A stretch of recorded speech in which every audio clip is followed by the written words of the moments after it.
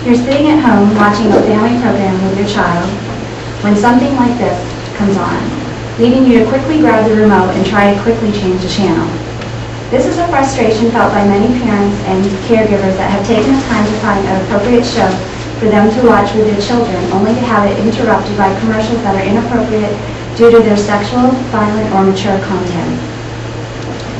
I, like 80% of you reported in last month's class survey, have at least sometimes found commercials shown during family programming to be inappropriate for children. And 80% of you also agree, with the majority of you strongly agree, that commercials should be of the same rating as the show that is on. As a parent of a 7-year-old, I try to do my best for my child, and it drives me crazy to have good family programming intermixed with such inappropriate content. Today, I would like to talk about the problem of how some commercials shown during family programming are inappropriate, and what we as parents and concerned citizens must do. So let's begin. Some commercials shown during family programming are inappropriate and can have a negative impact on our children. First, commercials of violent, sexual, and mature content should not be shown during family programming. Most of us have been watching a show with a TVY or TVG rating and have been exposed to commercials that clearly do not match those ratings. For example, several parents wrote on the ABC Family website to complain about commercials shown during the 25 days of Christmas in December of this past year. Many were disgusted with the network for showing Victoria's Secret commercials during the G-rated Polar Express. I recently became upset when viewing the G-rated Discovery Channel show Cash Cab, when they showed previews for their heroin and cocaine nation. The clips show disturbing pictures of drug use, including people shooting drugs in their arms with needles. From the class survey, we reported such inappropriate commercials as one for sexual aids, erectile dysfunction, alcohol advertisements with half-naked women, and for violent video games. One student from the survey commented that a 7-year-old they knew found these kind of video games to be cool. I agree with the student's response.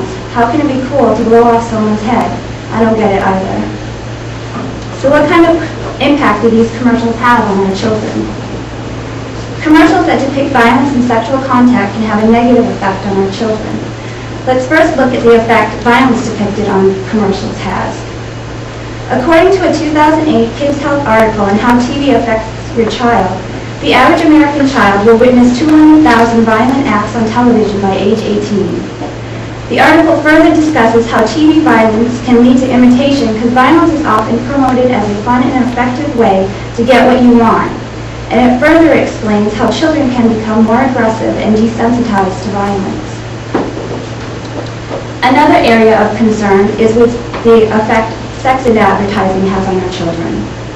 According to a 2006 article from Pediatrics, the official journal of the American Academy of Pediatrics, or the AAP, research is showing that teenagers' exposure to sexual contact in the media may be responsible for an earlier onset of sexual intercourse or other sexual activities. It further states that erectile dysfunction drugs give children and teens inappropriate messages about sex and sexuality at a time when they are not being taught well in school sex education programs. Now that we have looked at how commercials can be inappropriate and how they affect our children, let's look at what we can do.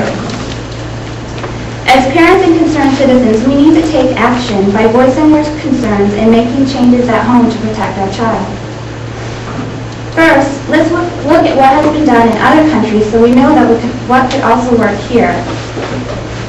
From Pediatrics, the journal of the AAP, in a December 2006 article, it points out that while several European countries forbid or severely curtail advertising to children, in the United States, on the other hand, selling to children is simply business as usual. For example, in Norway and Sweden, any advertising to children under the age of 12 is forbidden. And in countries like Australia, Denmark, Belgium, and Greece, there are strict regulations on what you can advertise to children. So what can we do? The Parents Television Council, or PTC, is an advocacy group that works to protect children from sex, violence, and profanity on television and in other media. And it's a great resource when you're seeking to take action. In a phone conversation with Gavin McKiernan, the PTC's National Grassroots Director, he shared some ways that people can take action. You can file a complaint directly to the network, the sponsor, or with the Federal Communications Commission, or the FCC, who can review the complaint and may levy some sanction. I've supplied a link to the Parent Television Council on Blackboard. Here, under the Take Action key, it'll walk you through how to file a complaint with the FCC, the sponsors, and the networks. The PTC also takes concerns people have and advocates on their behalf. For example, they have received numerous complaints about erectile dysfunction ads. Mr. McKiernan shared that the PTC is currently working with Eli Lilly, the pharmaceutical giant, to get them to advertise their commercials at later times when children are most likely not watching. Mr. McKiernan also shared how you can make an impact on the local front. In the past, they had many issues with commercials that were produced by Toyota. Unable to get anywhere with the bigwigs at Toyota, the PTC had people hand-deliver letters of complaints to their local dealers. The local dealers then brought these letters to their district managers, who in turn brought them to the regional managers, and eventually made its way up to the top, and that's how the change was made. In a conversation with Mr. McKiernan, he commented that on Capitol Hill they have a saying, "There is nothing scarier than an angry mom with a happy pen." Perhaps if we all complain enough, we will be heard. It worked with the tobacco ads, perhaps others will not be far behind. Until the networks take more responsibility, there are steps that you can take at home to protect your child. You can invest in commercial skipping technology, you can support and watch public television, or you can just unplug altogether and enjoy quality family time. Today we have looked at how some commercials shown during family programming are inappropriate and what we as parents and concerned citizens must do. Remember, we all need to be heard. Speak to the FCC, the networks, the sponsors, and the local businesses, and voice your disapproval. Seek support from the Parent Television Council.